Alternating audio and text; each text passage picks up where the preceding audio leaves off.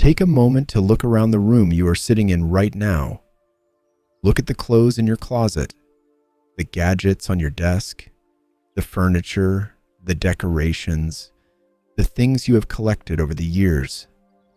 We spend our entire lives working exhausting jobs, trading our precious time and energy just to acquire more stuff.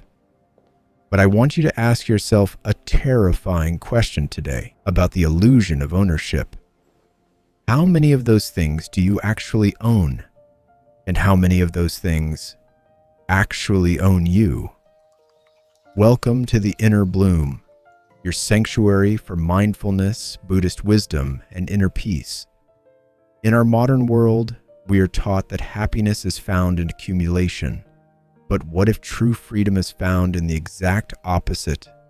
What if the secret to a quiet mind and a true mental declutter is radical simplicity? Today, we are going to explore a profoundly beautiful Zen story about letting go, featuring a monk who was robbed in the dead of night. It is a masterclass in minimalism and letting go, teaching us how to find absolute freedom in having absolutely nothing. So take a deep, slow breath with me. Let go of the heavy baggage of your day, and let's step into the quiet moonlight. In the late 18th century, in a quiet, secluded forest at the base of a mountain in Japan, lived a Zen master named Ryokan. Ryokan was not a man of wealth or status. He lived in a tiny, dilapidated hut with a thatched roof that barely kept the rain out. He owned nothing but the simple robe on his back and a single bowl for his daily meals. Yet anyone who met Ryokan described him as the happiest, most peaceful man alive. He spent his days playing with the village children, writing poetry, and sitting in deep meditation. One night, while Ryokan was fast asleep, a thief crept into his small hut.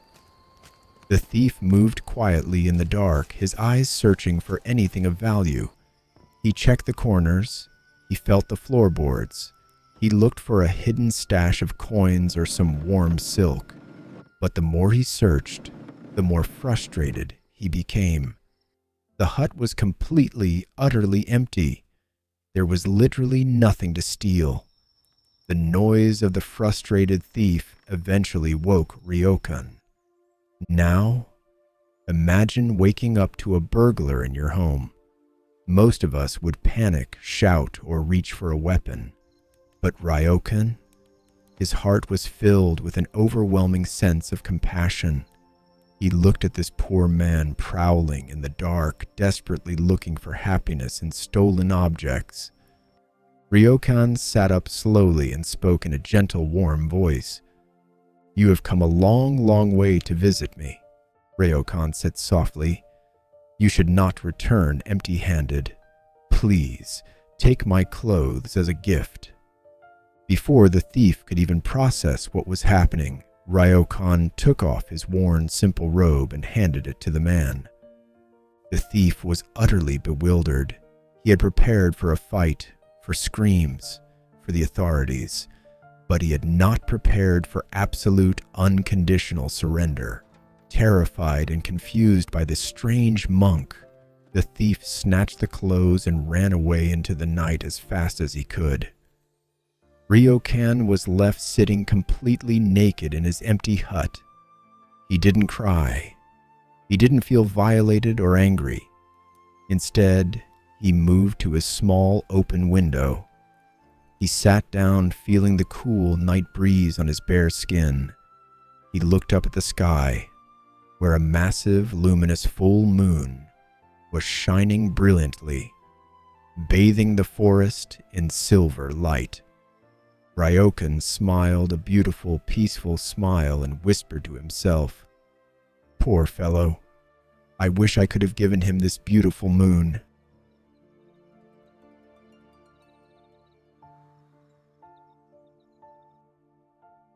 Let those words wash over you for a moment.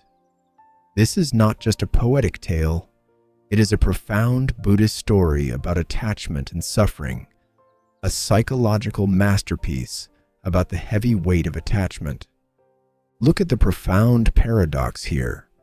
The thief was the one desperately trying to acquire things, yet he left running, filled with fear and confusion.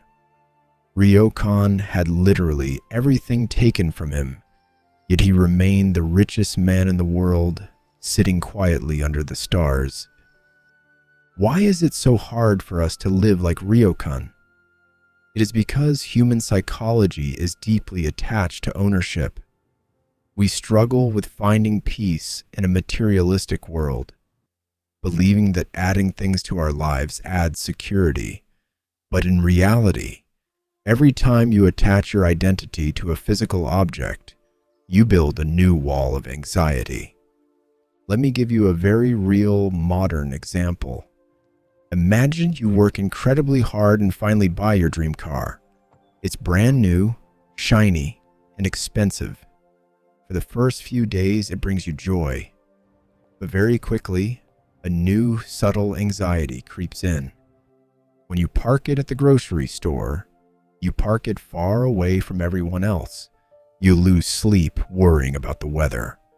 If someone accidentally scratches the paint, your heart drops, your blood pressure spikes, and your entire day is ruined.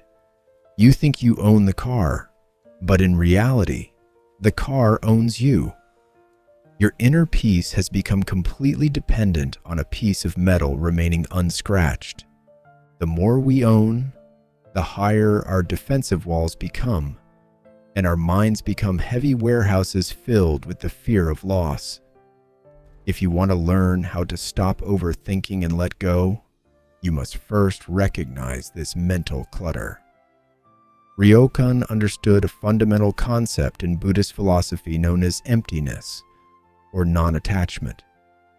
Emptiness doesn't mean you can't own a comfortable bed or a nice phone. It means you don't let those things anchor your soul. You enjoy them while they are here, but you do not suffer when they break or disappear.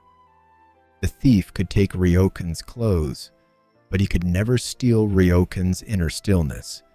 He could never steal the gentle night breeze. He could never steal the breathtaking beauty of the moon. The moon in this Zen story represents everything that is true, eternal, and free. It is your breath. It is your awareness. It is your capacity to love and exist in the present moment. So, how to find inner peace in life? How do we practice this beautiful minimalism for mental health and anxiety in a world obsessed with consuming? You don't need to give away all your clothes and move to a mountain hut. The practice begins in the mind. Tomorrow, when you look at your possessions, your title at work, or even your bank account, practice loosening your grip. Remind yourself, I am using this, I am enjoying this, but this is not who I am. When someone insults you, or a plan falls apart, or you lose a material object, picture yourself sitting by that window like Ryokan. Picture handing it over willingly and saying, "You can take this, but you cannot take my peace." We spend so much time acting like the thief in the night, prowling through our own lives, frantically searching for some magical object, some promotion, or some relationship that will finally make us feel complete. But the tragedy is, we are searching in the dark, completely ignoring the radiant moon shining right above our heads. Everything you need to feel whole, to feel peaceful, is already sitting quietly inside you. As you prepare to rest your mind today, I want to leave you with one thought. Imagine taking off a heavy backpack filled with all your worries, your debts, your desire to impress others, and your fear of losing what you have. Just drop it on the floor, step away from it. Look out your own window. Look at the sky. No economy can crash the sky. No thief can steal the stars. If this space brought a sense of lightness to your heart today, please help. The inner bloom continue to grow. Consider subscribing to the channel, gently tapping the like button, and sharing this story with someone who might be carrying too much weight right now.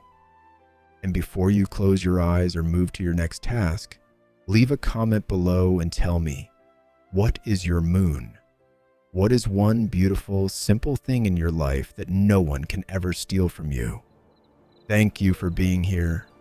May your mind be as clear and as quiet as the midnight sky. I will see you in the next story. Goodbye.